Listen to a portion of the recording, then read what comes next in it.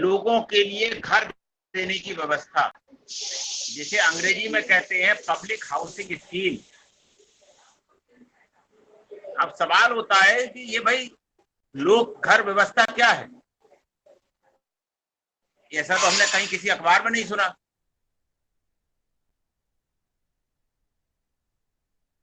कि लोक घर क्या होता है, पब्लिक हाउसिंग क्या होती है, परीक्षा मंथन में भी कभी नहीं निकला होगा। देश आजाद हुआ था तो बहुत सारे लोग, अरे फॉर्म दे जाओ भाई, फॉर्म दे जाओ, बेघर हो गए थे। पाकिस्तान से बहुत सारे आए रिफ्यूजी। तो सरकार ने पहली बार, इस देश की सरकार ने, जब पंडित नेहरू इस देश के प्रधानमंत्री थे तो उन्हीं के नेतृत्व में हम लोगों के लिए घर बना के देंगे। इसीलिए आप हिंदुस्तान के किसी भी शहर में चले जाना तो वहां एक रिफ्यूजी कॉलोनी मिल जाएगी। बाद में लोगों ने, चूंकि मैक्सिमम लोग उसमें सिंध और पंजाब से आए थे, तो हर जगह उसे पंजाबी और सिंधी कॉलोनी कहने लगे। अदरवाइज आपको हर जगह हर शहर में पंजाबी कॉलोनी, सिंधी कॉलोनी मिल जाएगी। वो तो खैर बाद में उन्हीं लोगों ने डेवलप करी, लेकिन एक रिफ्यूजी कॉलोनी बनाई थी। क्योंकि जब देश आजाद हुआ तो माइग्रेंट जो थे, माइग्रेंट मुस्लिम तो इधर से गए और जो नहीं गए वो यहीं बस गए। ऑप्शन था।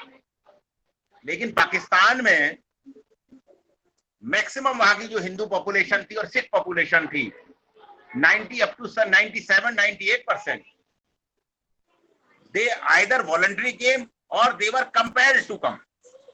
उन्हें बाध्य किया गया यहां आने के लिए। ये किसी को नहीं बाध्य किया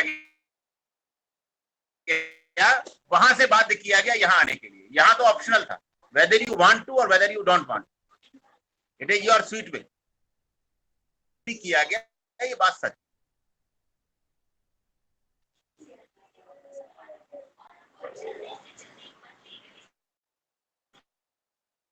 33 करोड़ आबादी थी 1947 की। और जाहिर सी बात है कि दुनिया का, कुछ किताबों में लिखा है कि ये सबसे बड़ा माइग्रेशन था। ऐसा कहा जाता है कि दुनिया में दो बड़े माइग्रेशन हुए हैं। एक माइग्रेशन इसी के क्वांटम का, या इससे बड़ा या इससे थोड़ा छोटा, मैं इस बहस में नहीं पढ़ूंगा। वो माइग्रेशन बेसिकली चीन में हुआ है। इंटरनेट पर सर्च करिएगा, चीन में भी बड़ा ग्रैंड माइग्रेशन हुआ है। और पहला उससे बड़ा या उससे छोटा हिंदुस्तान में हुआ है। तो हर जगह रिफ्यूजी कॉलोनी बनाई गई। सरकार ने 1 कमरा, 2 कमरा, 3 कमरे का मकान अपना बना के दे दिया। आप अलीगढ़ में रहते हैं, अलीगढ़ में जो नई बस्ती है, नई बस्ती नाम ही इसलिए उसका पड़ा कि तब तक देश, शहर की आबादी वहां तक नहीं। जैसे नई बस्ती जहाँ सीमा टाकीज है, गौरव जीआईसी के पीछे, वो जो एरिया है, उससे सन 47 में लोग नई बस्ती कहते थे, क्योंकि तब तक वो बस्ती नहीं थी। वो बसाई गई एटा में भी, मैनपुरी में भी, कानपुर में भी, लखनऊ में भी, हरियाणा के हर शहर में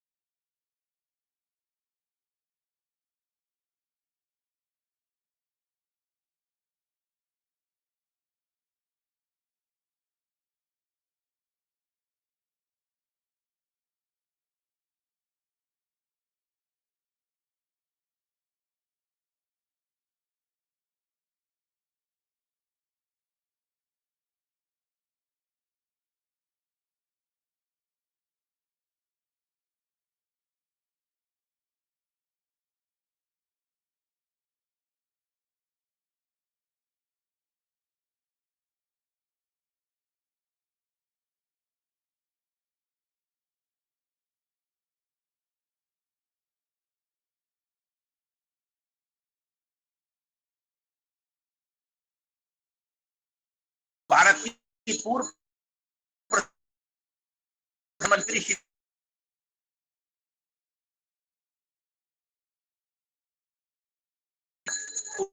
थे, तो वो आपको बताएगा जैसा भी इंदिरा आवास है। और ये योजना सरकार ने जनवरी 1996 में लागू की। जनवरी 1996 में मेरे ख्याल से शायद पीवी नरसिम्हा राव साहब प्रधानमंत्री थे देश के। 96 में इलेक्शन हुआ है। 91 में पूर्व प्रधानमंत्री राजीव गांधी जी की हत्या हुई थी।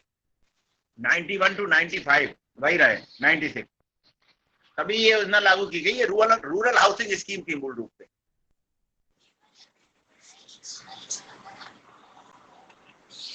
और ये एक इंडिपेंडेंट प्रोग्राम लॉन्च किया गया। इसमें बेनिफिशियरी को सीधा पैसा दिया जाता था। मैं जब रूरल डेवलपमेंट डिपार्टमेंट में था तब 20,000 रुपए दिए जाते थे।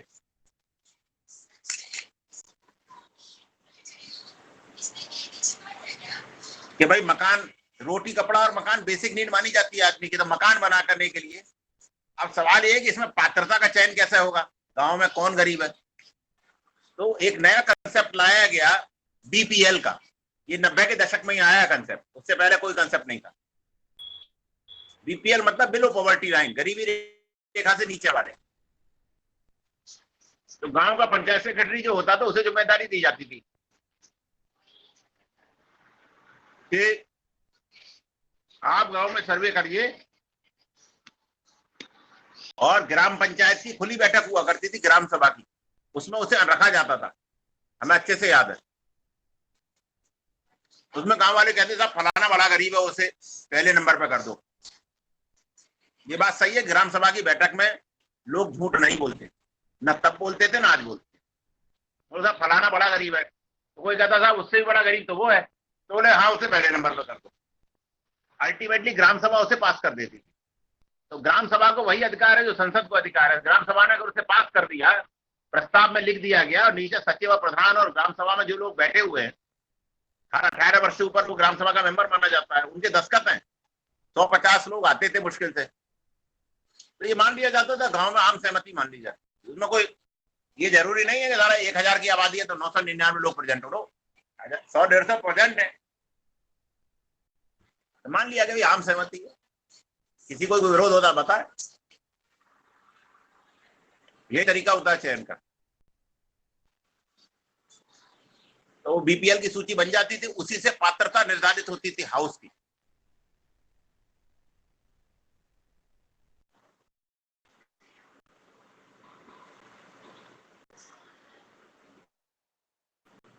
अब जब ये योजना चलती रही 98-99 में मैं भी इसका पार्ट रहा। इसके बाद ये सन 2000 तक चली। इसमें सीएजी जो कंट्रोलर एंड ऑडिटर जनरल है इंडिया के, उन्होंने कुछ नए बिंदु उठाए। उन्होंने जो ऑब्जर्व किया, क्योंकि डाटा फीड होता है, वहां तक जाता है, वो इसकी स्क्रूटनी करते हैं। तो उन्होंने ये बिंदु उठाए कि भाई क्राइटेरिया बदला जाना चाहिए। क्या बदला जाना चाहिए?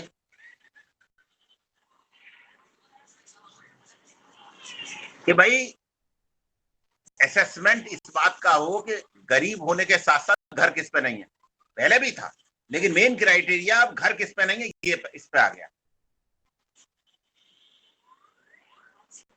और कहा कि भाई शॉर्टेज किस पे है, किन गांव में ज्यादा शॉर्टेज है, उन पर ज्यादा जोर दिया जाना चाहिए, बजाय इसके कि हर गांव में 2-2 दे दो। इससे बेहतर ये कुछ गांव में 10 दे दो, कुछ गांव में 1 भी मत दो जिनमें शॉर्टेज नहीं। शॉर्टेज को हमने पहले सैचुरेट करना है।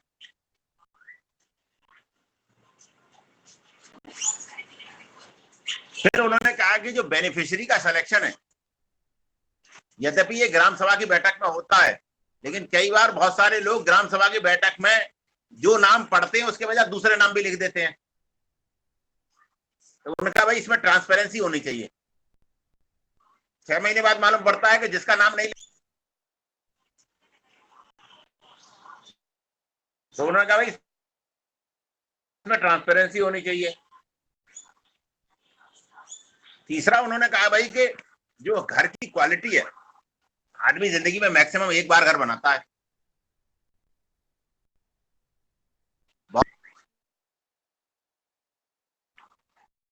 तो हाउस की क्वालिटी में तो आदमी बहुत अच्छे से रखता है चीजें। उन्होंने कहा भाई इसकी क्वालिटी अच्छी नहीं है, और इसकी जो मॉनिटरिंग है कल मैंने बताई, लेकिन ये तो अब की योजना है, एक साल अभी इसी साल की। ये मैं आपको बता रहा हूँ 2010 से लेकर 14 के बीच में जो सीएजी ने रिपोर्ट दी, उसमें जो उन्होंने ऑब्जर्वेशन किया कि 96 से लेकर के अब तक ये ट्रेंड देखने को मिल रहा है। तो इसी के आधार पर फिर उसमें चेंज किया गया। फिर प्रधानमंत्री श्री नरेंद्र मोदी जी,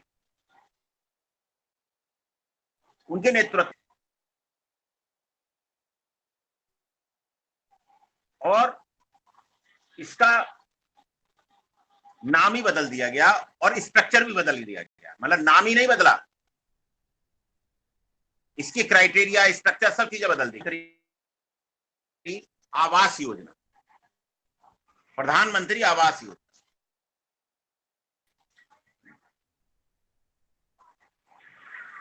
बस डैश लगा के हो गया ग्रामीण। तो इसके शॉर्ट में कहते हैं पीएमएवाई, पीएमएवाई जी, प्रधानमंत्री आवास योजना। और इसे लागू किया गया 1 अप्रैल 2016 से।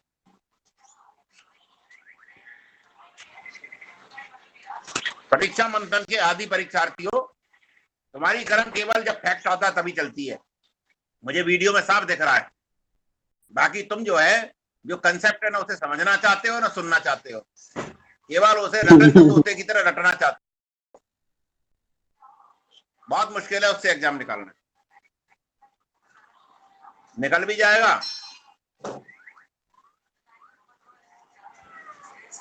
तो स्थिति, एक सिविल सर्वेंट का कंसेप्ट क्लियर होना चाहिए, फैक्ट नहीं।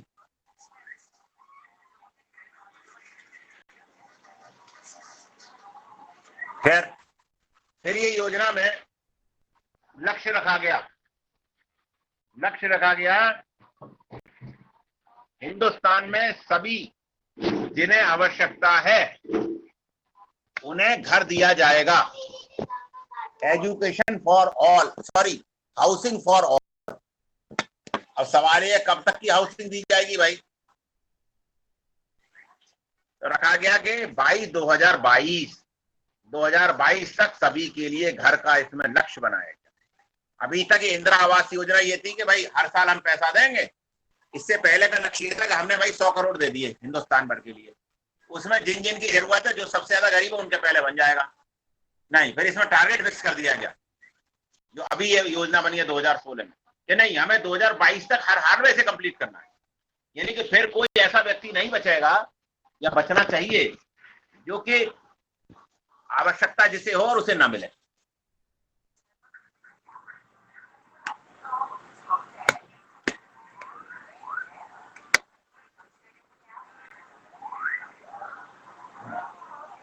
सरकार ने इसके क्राइटेरिया भी बदले, बहुत मॉनिटरिंग बढ़ाई, क्वालिटी एनहेंसमेंट बहुत हुआ इसमें 2016 के बाद। वो ये हुआ कि भाई एक पक्का घर जिसमें सारी एक कमरा बना के दे दिया, एक कोठा, ना उसमें किचन है ना शौचालय, वो बनाया जाएगा। और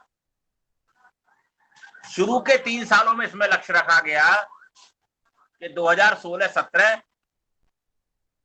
2017 और 2018-19 के बीच, अप्रैल से लेके मार्च तक का बजट उस हिसाब से रिलीज होता है देश में।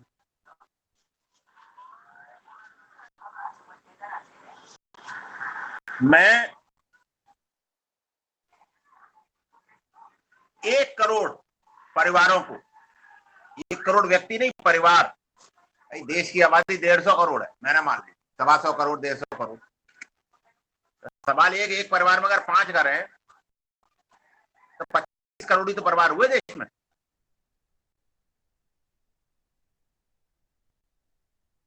सरकार ने कहा 1 करोड़ परिवार को हम मकान, 25 करोड़ परिवारों में से मुश्किल से इस देश में अब 2-4 करोड़ ही परिवार ऐसे होंगे जिन पर घर ना हो, नहीं सब पे घर है। ये मेरा आइडिया अनुमान पे आधारित है, किसी यथार्थ पर आधारित नहीं है, लेकिन सरकार ने टारगेट रखा 1 करोड़ घर लोगों, 1 करोड़ परिवारों को घर दिया जाएगा।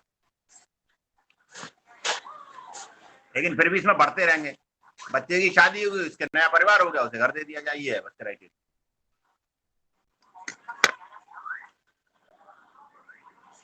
फिर सरकार ने इसका मिनिमम क्वालिटी भी फिक्स करी कि भाई मकान जो है पहले 20 स्क्वायर मीटर जगह में होता था, अब उन्होंने कहा ये 25 स्क्वायर मीटर में होगा। 25 स्क्वायर मीटर कितना फिट, कितना हो गया गज? 25 या 75 स्क्वायर मीटर स्क्वायर फिट हो गया। 75 स्क्वायर फिट मेरे ख्याल से गज में अगर आपके यहाँ होगा तो लगभग 40 गज के आसपास मकान जो है, 40 गज के आसपास होगा। 25 स्क्वायर मीटर कर दिया, पहले 20 स्क्वायर मीटर तक क्राइटेरिया।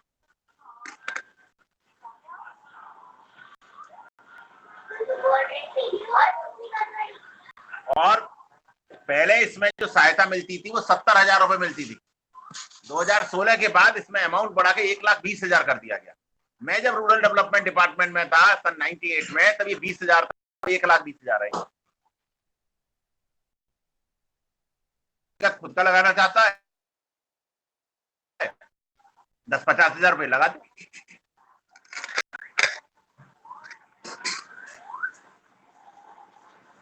और अमाउंट जो है 1,20,000 तो प्लेन एरिया में, और हिल एरिया तो वहां बढ़ा के 1,30,000 है।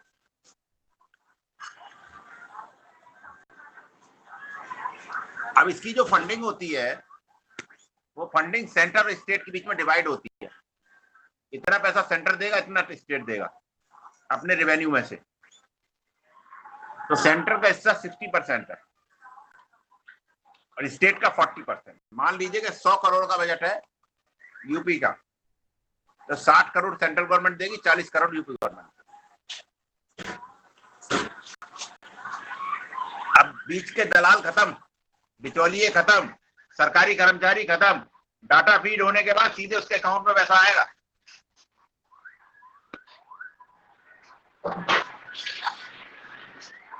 नहीं, गांव में बहुत सारे लोग तथाकथित सोशल सर्विस के नाम पर गरीबों को मकान देने के लिए ब्लॉक पर चक्कर लगाते थे और उसमें कमीशन खोरी हुआ करती थी। सरकार ने बड़ा सी चेंज कर दिया, उसमें जगह ही नहीं है किसी चीज की। एप्लीकेशन जाएगी पंचायत सेक्रेटरी के माध्यम से, ग्राम सभा पारित कर देगी, पंचायत सेक्रेटरी के माध्यम से एप्लीकेशन जाएगी, उधर से पैसा उसके अकाउंट में आ जाएगा, उसे किसी को कुछ करने की जरूरत नहीं।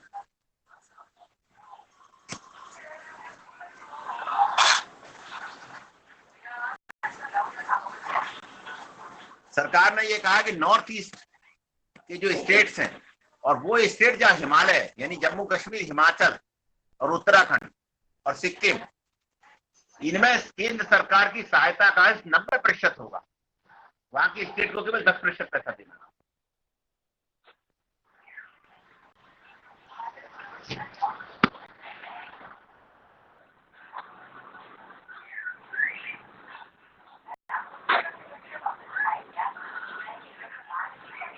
उसमें यह भी फिक्स कर दिया गया है कि टोटल बजट का जो प्रशासनिक खर्चा होगा, यानी कि कंप्यूटर ऑपरेटर की तनख्वाह निकालनी है, कंप्यूटर खरीदे जाने हैं, डाटा मैनेज होना है, डाटा की खरीद किया जाना है, डाटा फीड किया जाना है, उस समय जो उसका खर्चा हुआ वो टोटल बजट का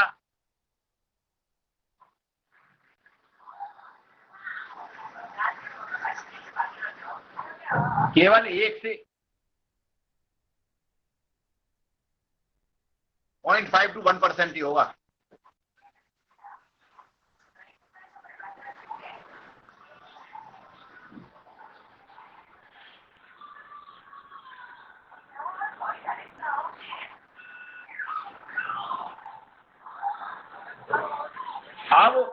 सरकार ने ये कहा कि बीपीएल सूची से सेलेक्ट नहीं करेंगे आप, क्राइटेरिया बदल दिया उसका, और ये कहा कि हाउस होल्ड डिप्रीवेशन पैरामीटर बनाया जाएगा, घर के संकट का मापदंड बनाया जाएगा कि घर किस पे नहीं है, और घर की परिभाषा तय की जाएगी, उसके आधार पर मिलेगा। ये बहुत बड़ा चेंज है इसमें। मालूम पड़ा कोई एक कमरे के मकान में पहले से रह रहा है लेकिन है गरीब है, और जो मकान में नहीं रह रहा है उससे ज्यादा गरीब है वो, तो पा जाएगा, अब उसमें नहीं पा पाएगा। तो क्राइटेरिया बदल दिया गया है, यानी उद्देश्य जिस पे घर नहीं है उसे घर देना है।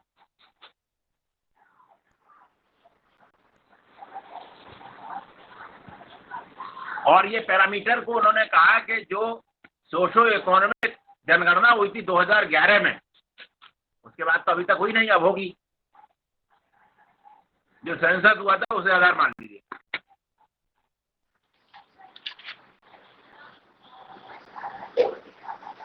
कंस्ट्रक्शन की क्वालिटी बेटर करने के लिए सरकार ने एक नया संस्थान बनाया जिसे कहते हैं नेशनल टेक्निकल सपोर्ट एजेंसी। ये राज और मजदूरों को ट्रेनिंग देता है।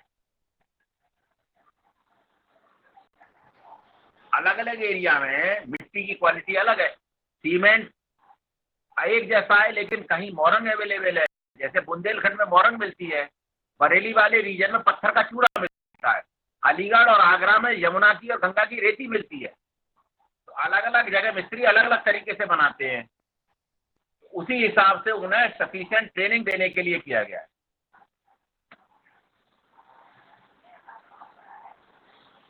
प्लस भौगोलिक इलाके के हिसाब से और वहां के भूकंप के हिसाब से उनकी डिजाइनिंग भी की गई है।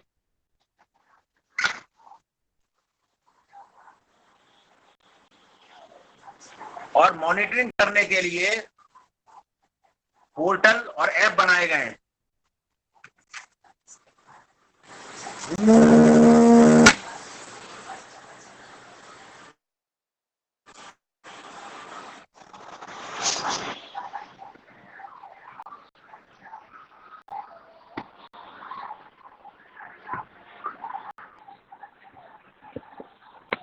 तो ये थी आवास की कहानी।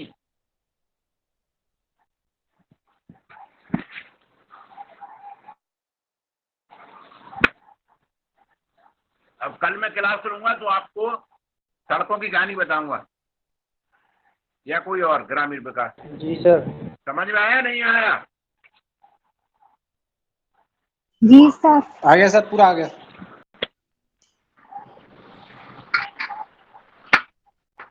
तो परीक्षा मंथन वाले परीक्षार्थियों क्या समझ में आया तुम्हारी में?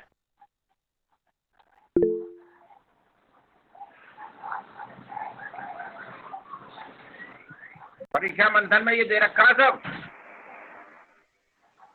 हेलो, इसमें एजेंसी नहीं दे रखी सर। बताओ। एजेंसी बताई थी आपने? एजेंसी के बारे में नहीं रखा सर उसमें। क्या कह रहे हो? एजेंसी के बारे में नहीं है उसमें। क्या कह रहे हो? हैं? एजेंसी के बारे में नहीं दे रखा उसमें, जो है ये आपने बताई थी नेशनल टेक्निकल। भैया हाँ क्या?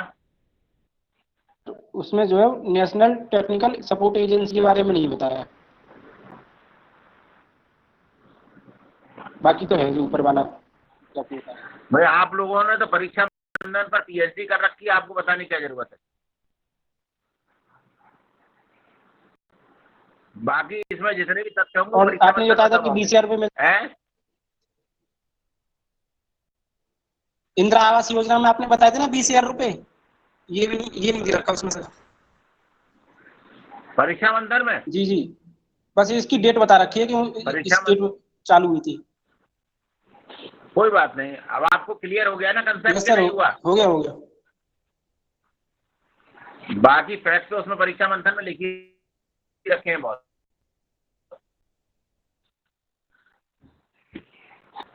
ठीक है, फिर और कोई बात? नहीं सर। नहीं सर। ठीक है, ओके।